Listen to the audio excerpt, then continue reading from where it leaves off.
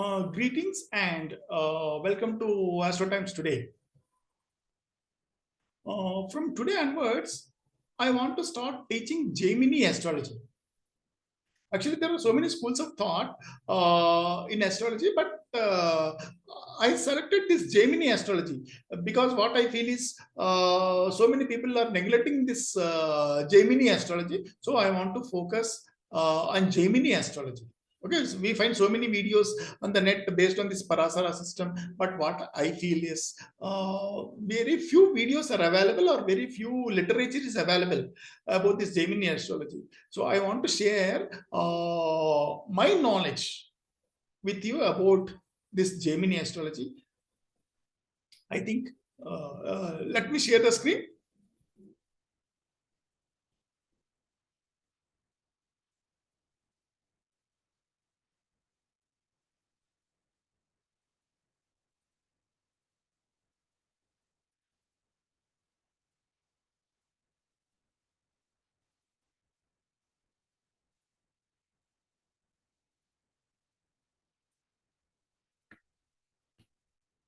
So, with great respect for Sage Jaimini and all the gurus who have taught me astrology, I am honored to announce that I will commence teaching Jaimini astrology starting today.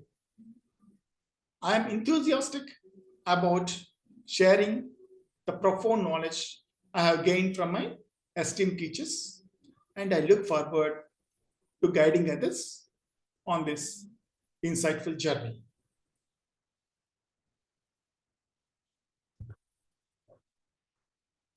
So, actually, what I want to, before starting my lectures, I want to tell you any application should be done under the guidance of an expert guru. Okay, till you become an expert in this subject, that is what I want to mention here. Please be aware that the views expressed in this channel are solely are my personal views. For any applications related to any natal charts, it is always recommended to take the guidance of a professionally qualified astrologer. This is what I want to tell you before commencement of my lecture. So basically, we approach astrologers for so many purposes. Say we approach astrologers for our marriage purpose, for career guidance purpose, or foreign travel, foreign settlement, debt recovery, or you may be unwell, you may be sick, or somebody else may be sick. So we approach astrologers seeking a divine solution for all these problems. Right? Whenever we approach any astrologer, see what guides are three basic things guide us. See that 12 zodiac signs and 9 planets and 27 nakshatras. These are the roadmap to a destiny. Okay, now, so I want to give you a brief introduction about astrology before jumping into the main subject.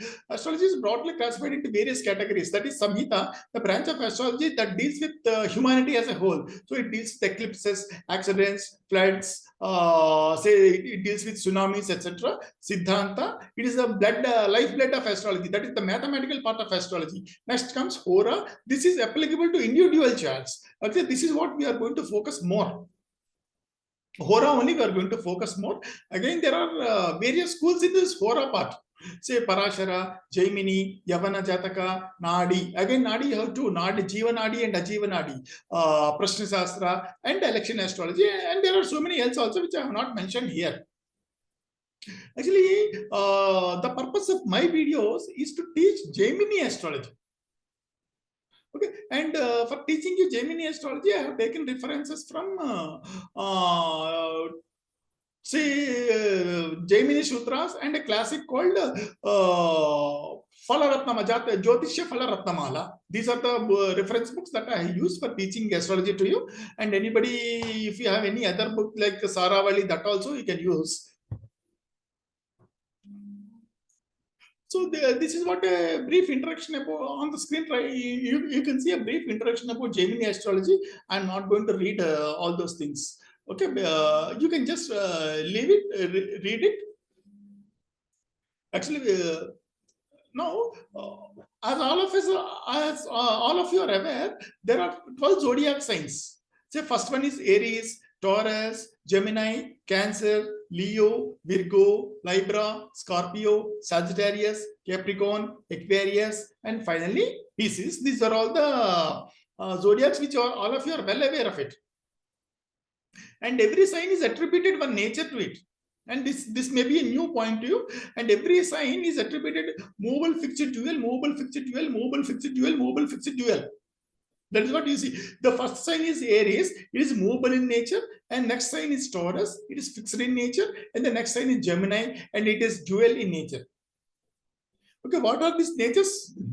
We will learn during the course of time.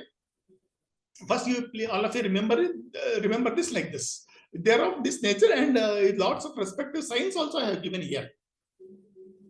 And the first sun is, and we have 9 planets: Sun, Moon, Mercury, Mars, Venus, Jupiter, Saturn, Rahu, and finally Ketu. These are 9 planets, and we have 27 nakshatras. As you can see on the screen, you approach any astrologer, and these are the things any astrologer they uses to read your natal chart. Okay, I'm not going to dwell much into these details, and now I'm going to take up slowly introduce Jaimini astrology to you. Say, whenever you approach any astrologer, you might have heard that the astrologers keep on saying you are going under so and so, sun dasa or moon dasa, or say Rahu dasa, or say Jupiter dasa. See, these are all the planets. In Parashari astrology, in Parashari system astrology, we use these planetary dasa systems. But when it comes to the Jaimini, we use Rasi dasas. As you can see here, in Jaimini astrology, that is the uniqueness of the Jaimini astrology is here we use Rasi dasas, Rasi dasa, Taurus, Aries dasa, Taurus dasa, Gemini dasa. That is how dasa system will be there. And here one more important point I want to tell you, that is aspecting. Aspecting means influencing. We can say in influencing. Every sign influences one of some 3 other signs. It casts its influence on some 3 other signs based on its nature. Say, for example, all movable signs, they aspect fixed signs except the sign next to it. What it is, I will explain you during the course of this video. All fixed signs aspect movable signs except the sign behind to it. All mutable signs aspect each other. This is what briefly you should know about Jaimini astrology. Don't get confused much. I will be explaining you each and everything during the course of my videos that are going to follow. Okay, see, what is this aspecting? In the sense I told you, that is influencing. So how they influence, I will show you in this video. In this slide, you see this is Aries sign. This is a movable sign, and is influences other 2. Aries is influencing Leo, Scorpio, and Aquarius. Aries not only influences this sign, but whatever, if any planet is posited in these signs, it influences those planets also. Say here, the Aries sign is influencing Leo. Actually, there is no planet is posited in Leo, and it is influencing Scorpio, whereas Venus is posited. And it is also influencing Aquarius, where Saturn is posited. So this is how all movable signs, the same thing is applicable to all movable signs. All movable signs aspect, that means influence fixed signs except the sign next to it. So except the sign, what do you mean by except the sign next to it? So when it comes to the next sign is Taurus, which is a fixed sign. Even though what I'm telling you, all movable signs aspect fixed signs, but there is an exception. Except the sign next to it, it will not influence the sign immediately next to it. So that is why it is not able to influence the sign next to it. So when it comes to fixed signs, they aspect movable signs except the sign behind to it. So even though this Taurus is a fixed sign, it is not influencing the Aries, which is movable in nature. So that is how even so it is influencing Cancer, Libra, and Capricorn. Actually, no planets are posited in this. Actually, no planets are posited either in Taurus, Cancer, Libra, or Capricorn. If any planet is posited in these signs, it influences this sign influences that planet also, or that planets also, if they are posited here. What is this influencing? I will let you know during the course of our videos. And all dual signs, that means it is neither fixed nor movable, they influence each other. All the Gemini, Virgo, Sagittarius, and Pisces are called as movable signs. All movable, dual signs. All dual signs aspect, or in other words, they influence each other. So this is what I want to tell you in this video, in this introductory session.